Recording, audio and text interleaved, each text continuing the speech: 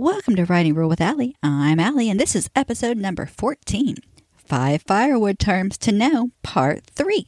You can find this episode's note and helpful links to learn more on my website, AllieHart.com. That's ALLEYHART.com. Now, on to the show. Fire is used for heating, cooking, lighting, and more. It is important to know the basic terminology. Keep in mind, characters who have never dealt with fire before might not know the terms or what they mean. This could be a learning experience for your character, too. Number 11, making the end or stacking the end. Making the end refers to the way that you stack the wood so that other firewood can be stored between two ends of wood. When you make the end, you take 2 or 3 pieces of wood that are roughly the same size and place them together, facing the same way. Then you take 2 or 3 more roughly equal sizes and place them crossways on top of the ones that you just laid down. The next layer of wood will be the opposite way, and then the next will be opposite until you have the desired height that you wish to stack your wood, usually about chest height. This is not hard to do, but it will likely need to be redone a few times when learning how to do this.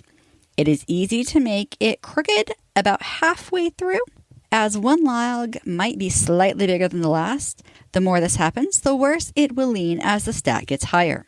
Once 2 stacks have been made, you can stack the wood between those 2 ends to store the wood. The wood is used in fire and it will be removed in the opposite order that it was placed on. Number 12, rick of wood. A rick of wood describes a single stack of firewood and its size. A rick of wood is an 8 feet long by 4 feet high stack. In the area of the world that I live, wood is sold by the rick. The amount of wood used in the winter is also measured by how many ricks were used to warm the home. I have cut wood by hand and with a chainsaw. I have learned that it can take 4 days for me to cut a full rick of wood with only hand saws. However, cutting up a rick of wood with a chainsaw only takes a single day. People who are stronger or more experienced than me can cut double the amount that I can, while people who have never done this before will barely make it 20 minutes at a time using hand saws and can take double the amount of time with a chainsaw. How much a person can do will depend on their strength, experience, and the working conditions. It takes longer when it's hot outside or when it gets colder. Another thing is that people need to move the wood from the place that they cut it to their home or to wherever they sell it or to the person that they sold it to. Most full-size pickups will hold about 2 ricks in a pickup bed. I've seen people load 3 or 4 ricks on. This risks the back window if the wood shifts and the load is hard on a truck's tires. I have seen tires pop like this. Number 13, cord of wood. A cord of wood is 128 cubic feet, or 8 feet long, 4 feet tall, and 4 feet wide.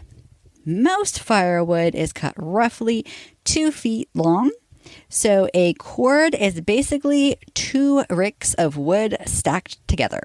A cord should fit into the bed of a full-sized pickup. According to Google, this measurement is used in the United States and Canada.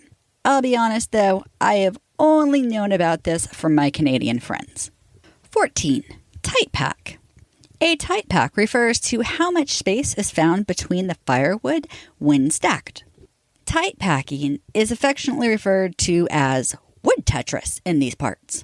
This means someone has carefully stacked each piece of wood to be as close to the next as possible, filling in small spaces with smaller logs and using split pieces to fill in some smaller cracks or to level out the larger logs. A tight-packed rick can hold up to 1/4 more of a rick than a loose-packed rick. Everyone who buys firewood hopes to find a rick of tight-packed wood. Number 15, loose pack. A loose pack means that when the person stacked the wood, they were not careful to fill in the cracks. This is something people who sell wood sometimes use to rip off the person buying the wood. It can be a serious contention between people buying and selling if they know what they are looking for. Most city dwellers don't know what to look for and are easy targets for those wanting to rip off the customers. Many times I have seen people who buy and sell wood walk up in the middle of one of these sales and tell the customer they're getting ripped off. Yes, I've seen this come to physical blows before because most people can't stomach watching other people get ripped off.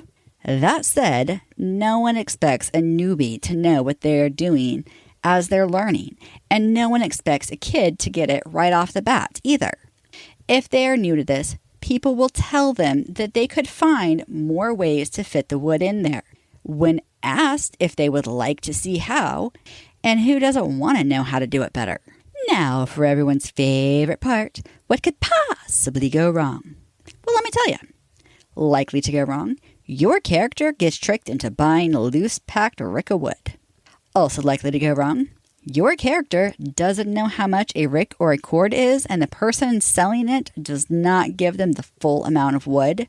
This happens more than people realize. Also likely to go wrong, when stacking the end, your character makes it lopsided and it either falls or they have to redo the end to level it out.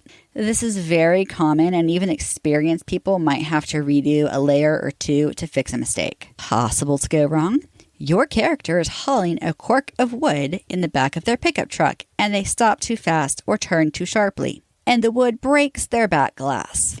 This happens enough that everyone worries about it and takes as many precautions as possible. Also possible to go wrong, if your character is new to tight packing wood, they might take a very long time trying to get it just right. Some people learn about it and act like the police will be coming by to check. Honestly, I've never met a cop who cared, unless it was his or her own wood. Also possible to go wrong, your character is learning to use or is new at using a chainsaw and hurts themselves with it. This is a real danger, and while not super common, it does happen more often than people think. Unlikely to go wrong, the end stack falls over and the wood spills everywhere. If it was stacked wrong, it is a possibility. If something with some strength pushed it over, the same thing could happen.